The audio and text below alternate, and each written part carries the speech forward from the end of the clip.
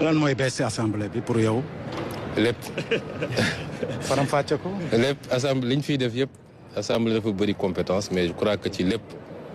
muy ci procédure législative bi vote des lois contrôle de l'action du gouvernement accompagnement du gouvernement aussi dans la gestion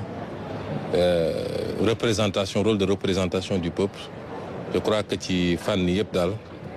et ko xool suñuy député ci législature bu génn ni ñu taxawee rek def naa li ñu doon liggéey ci représentation en termes de questions écrites questions orales interpellation du gouvernement kenn mënu si gis lu toll noonu ci assemblée nationale te li ci gën a kii sax mooy même le peu de temps bi ñu def ñun bi ñuy egg si nguur avant ñu di si assemblée nationale c'est les députés de notre groupe qui continuaient à adresser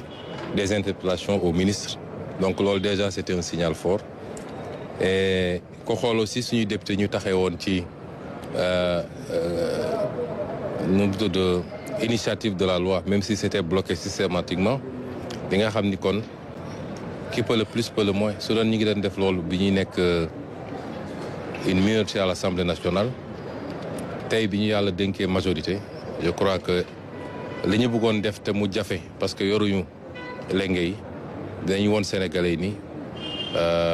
loolu noonu la Assemblée nationale war a doxee comme ni ñu koy wonee bi ñu nekkee ci pouvoir exécutif ba léegi defe naa ci orientation ñu joxe ni nii la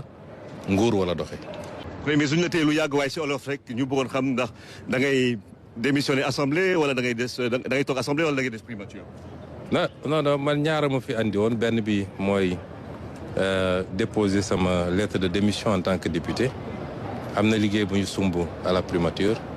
président de la République soxla na ma ci wetam on continue ce travail là incha allah ñaareel bi mooy woon dajale mboolem seen suñuy député pour waxtaan ak ñoom ak joxe un certain nombre de consignes kon ñu ngi leen di ñaanal ñoom ñëpp un bon mandat kóolute bi nga xam ne askan bi am na ko ci ñoom ñu mat ko ba mat sëkk yàlla yombalal leen loolu lañ leen di ñaanal mais ñu ngi continuer liggéey bi ñu doore woon fële. juste une dernière question remaniement ou pas. loolu président moo koy décider.